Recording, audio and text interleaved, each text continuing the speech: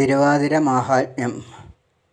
ധനുമാസത്തിലെ തിരുവാതിര ഏറ്റവും പ്രധാനപ്പെട്ട ഒരു ദിവസമാണ്.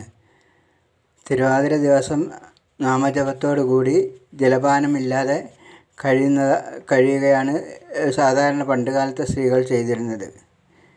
പണ്ടുകാലത്ത് തുടിച്ചു കുളിയും ഒക്കെ ഉണ്ടായിരുന്നു തിരുവാതിരയ്ക്ക്.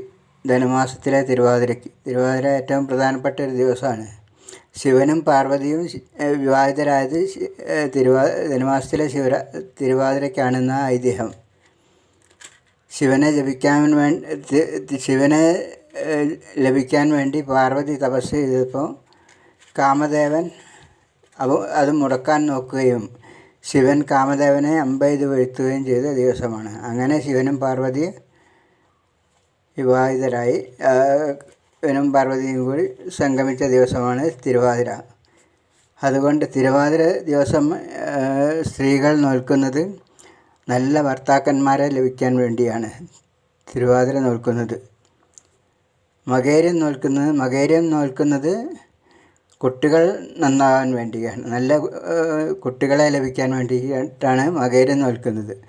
മകേര്യവും തിരുവാതിരയും സ്ത്രീകൾ തീർച്ചയായും ഏകാദശി വ്രതമായി അനുഷ്ഠിക്കേണ്ടതാണ്. ജലപാനമില്ലാതെ അനുഷ്ഠിക്കുന്നത് ഏറ്റവും നല്ലതാണ്. പക്ഷേ അതിന് കഴിയാത്തവർ അരിഭക്ഷണം മാത്രം ഒഴിവാക്കി എടുക്കുന്നത് നല്ലതാണ്. പണ്ട് കാലത്ത്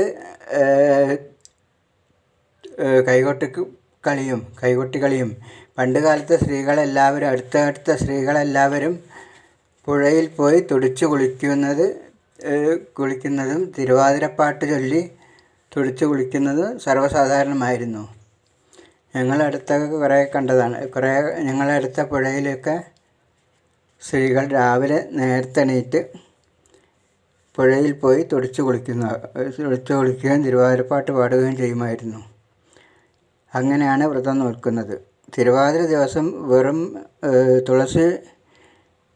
തുളസി ഇട്ട ജലം മാത്രം കുടിക്കുകയും അങ്ങനെ ഉപവാസം അനുഷ്ഠിക്കുകയും ചെയ്യുകയാണ് ചെയ്യുന്നത്.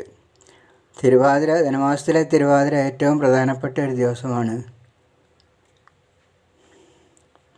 തിരുവാതിര പുഴുക്ക് എന്നുള്ളൊരു സങ്കല്പം തന്നെ ഉണ്ട്. തിരുവാതിര പുഴുക്ക്.